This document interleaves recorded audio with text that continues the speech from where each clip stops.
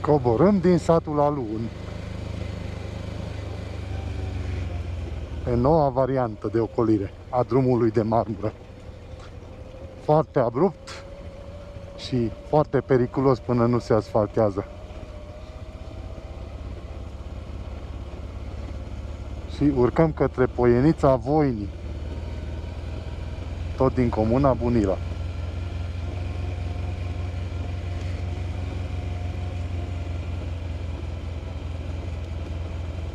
O să fie asfaltat până la urmă.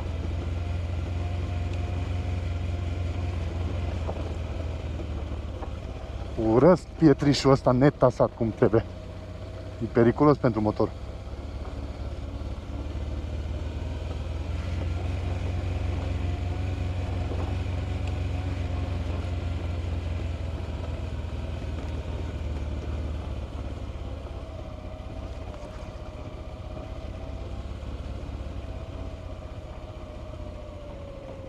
Ce abrupt e. Pa. Ușurel, ușurel.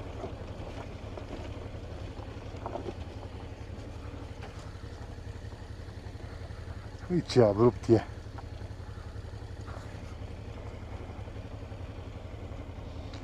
Cred că are coborâre de 30%. Sigur. Și asta a fost varianta de ocolire a drumului de marmură. No. Urcăm către satul Poienița Voinii.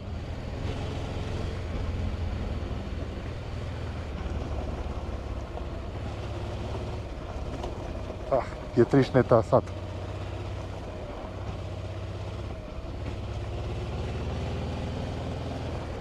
Au acoperit o parte din drumul de marmură. O să fie acoperit cu asfalt.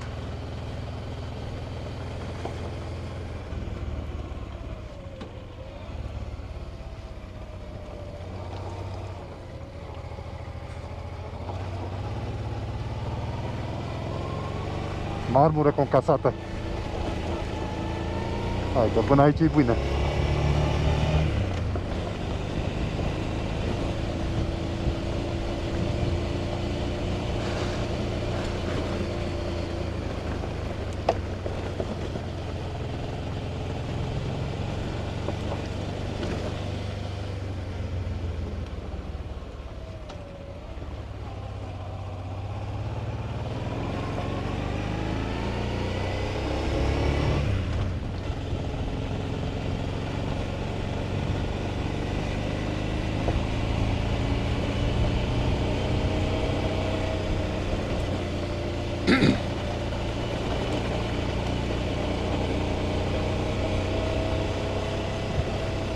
Urcarea către Poienița Voinii, comuna Bunila.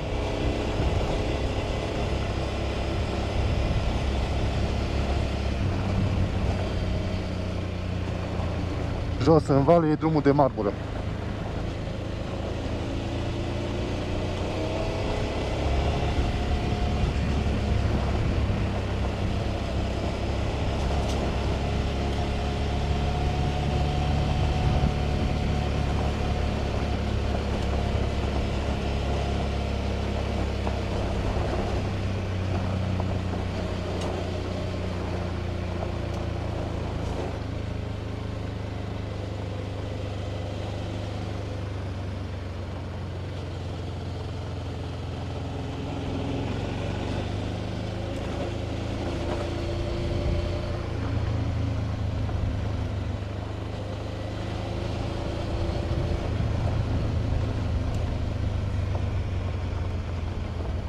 Satul Poienița Voinii, satul de baștină al cântărețului de muzică populară Drăgan Muntean.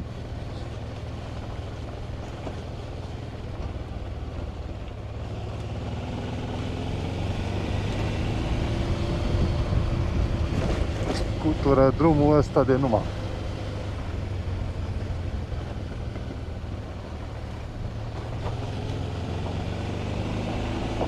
La urmă trebuie să asfalteze și traseul ăsta de drum județean.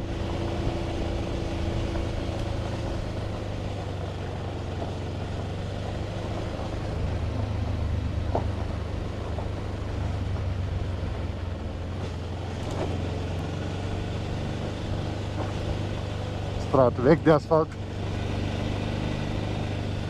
și începe strat nou de asfalt până la satul Ruda, comuna Ghelari.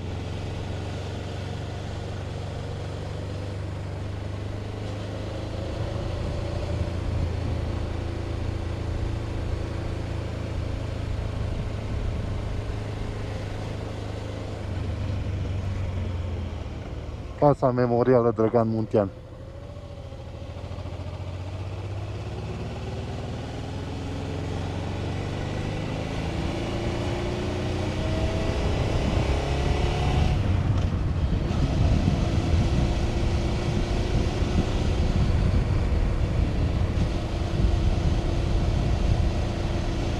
Păinița Voinii.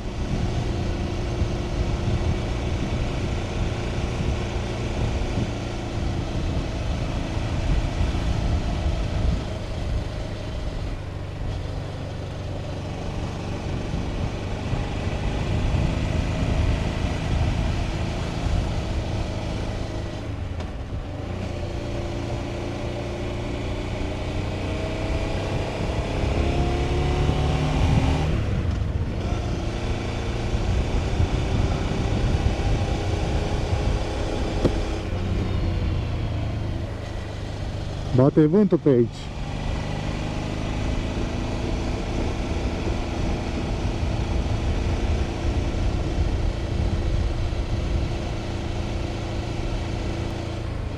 Locul unde se ține festivalul pădurenesc Drăgan Muntean. Foarte frumos loc.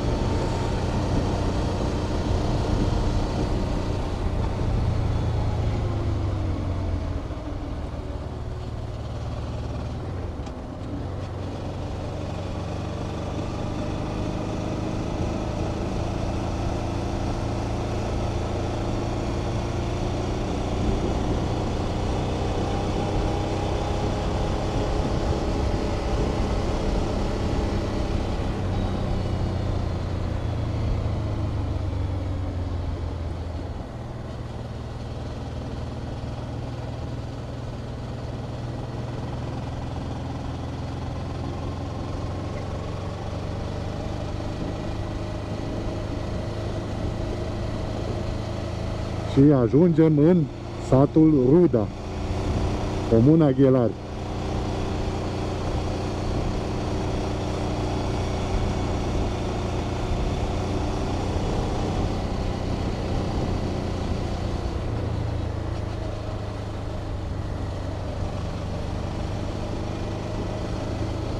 Probabil cota peste 800 de metri peste nivelul mării. Se vede și masivul retezat.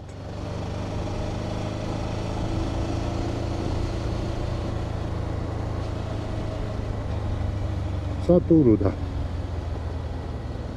Biserică de piatră.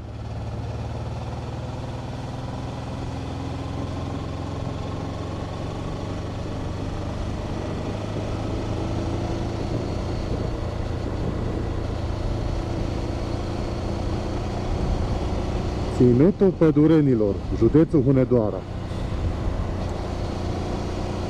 Un loc de poveste.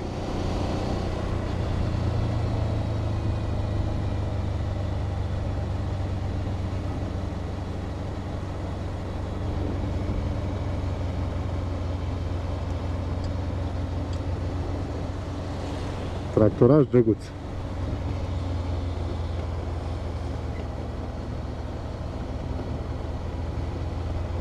Și acum în coborâre către comuna Ghelari.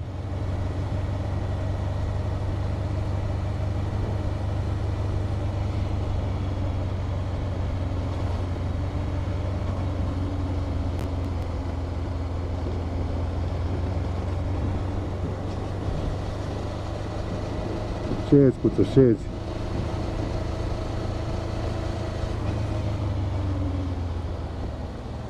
Atenție la neatenție.